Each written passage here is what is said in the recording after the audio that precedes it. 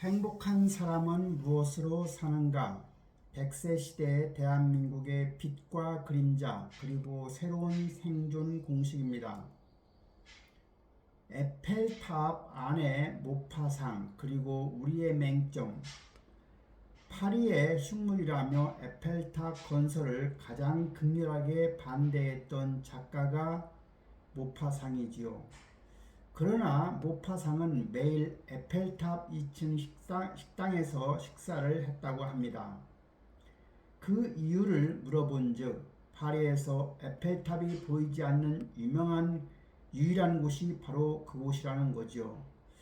우리는 어쩌면 우리가 살고 있는 대한민국이라는 에펠탑 안에 앉아 진짜 우리의 모습을 보지 못하고 있는 것은 아닐까요? 빛의 영역, 작은 영토, 거대한 성취, 데이터가 증명하는 세계 속 대한민국의 객관적인 위상입니다. 대한민국의 국토 면적은 10만 km제곱미터로 세계 107위이지요. 인구는 5,200만 명으로 세계 28위이고요. 국내 총 생산은 GDP가 1조 6천억 달러로 세계 12위입니다. 수출입 총량은 1조 2천억 달러로 세계 9위, 전 세계 3%를 담당하고 있습니다. 수출 규모는 세계 6위이지요. 하지만 2026년도 수출액은 1조 불이 예상되고 있습니다. 굶주림을 걱정하던 나라에서 다이어트를 고민하는 나라로 바뀌었습니다. 과거에 4월, 5월에는 춘궁기로 보릿고개라고 했죠. 즉 끼니 해결이 가장 국가적 과제였던 시절도 있었습니다. 하지만 현재는 어떨까요? 넘치는 풍요 속에서 비만을 경계하고 다이어트를 하는 국가로 진화된 대한민국입니다. 그림자의 영역, 짙고 어두운 시면입니다. 2003년 이후에 변하지 않는 비극적 세계 1위가 있다고 하지요. 바로 그것이 자살률 세계 1위라는 겁니다. 인구 10만 명당 28.7명이라고 하지요. 충격적인 현실은 하루 70명 자살 시도를 한다는 겁니다. 비교를 해보면 리투아니아는 19.4명, 일본은 17.6명이지요. 경제적 성취의 이면에는 가장 치열하게 생존을 포기하는 사람들이 존재한다는 겁니다. OECD에서 최장 시간 노동을 하고 있죠. 그러나 벗어나지 못하는 빈곤입니다. 노인 자살률이 평균의 2배가 넘는 이유는 뭘까요? 아마도 첫째는 자식 뒷바라지에 너무 많은 돈을 썼기 때문입니다. 그리고 노인이 자살하는 또 한 가지는 건강 악화라고 하지요. 이제 노인 복지는 개인의 문제가 아닙니다. 늙음은 누구에게나 예의 없이 찾아오는 미래이지요. 경제적 파탄 사항을 보면 밥조차 못 먹던 시절을 이겨낸 세대이지요. 그러나 자식 뒷바라지에 모든 것을 쏟아부어 정작 자신의 노후는 무방비 상태에 놓이게 된 겁니다. 건강 악화, 즉 건강의 상실이죠. 오랜 노동으로 인한 육체적인 한계에 다다른 겁니다. 실종된 한갑장치, 오래 사는 것은 과연 축복인가요?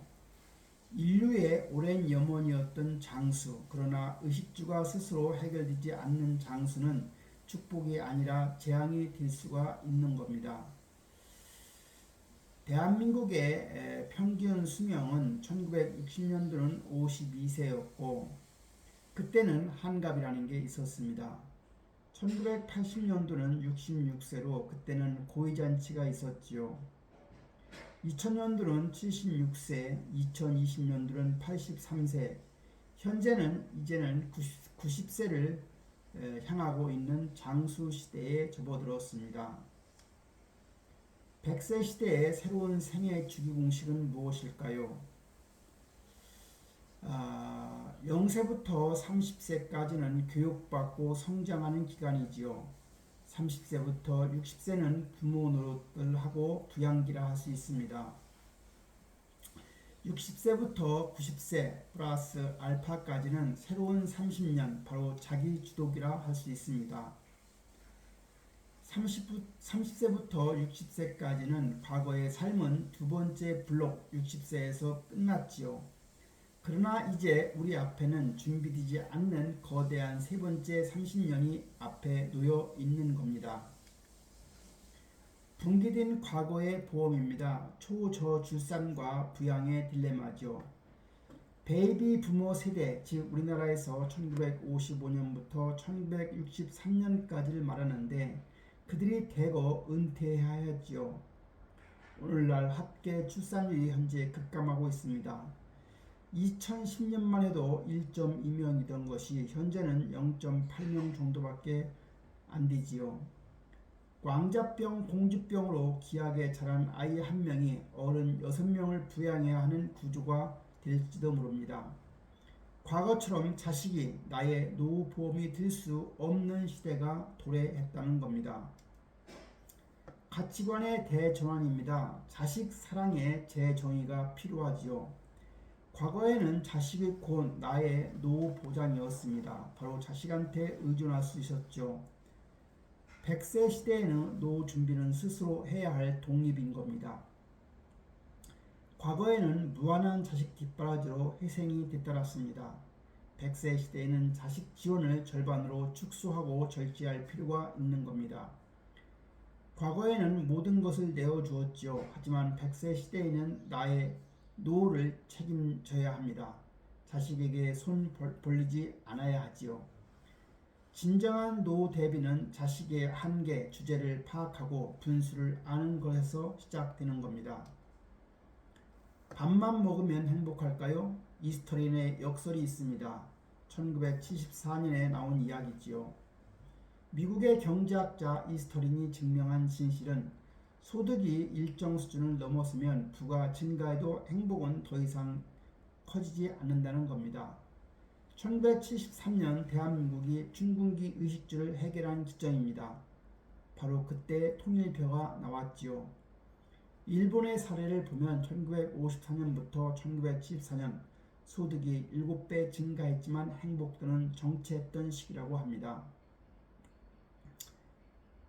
부가 쌓일수록 돈을 버느라 오히려 행복을 희생하고 뒤로 미루는 역설에 빠지게 됩니다. 따라서 행복은 결코 부자순이 아니라는 거지요. 행복의 공식입니다. 우리는 어떻게 행복의 크기를 키울 수 있을까요?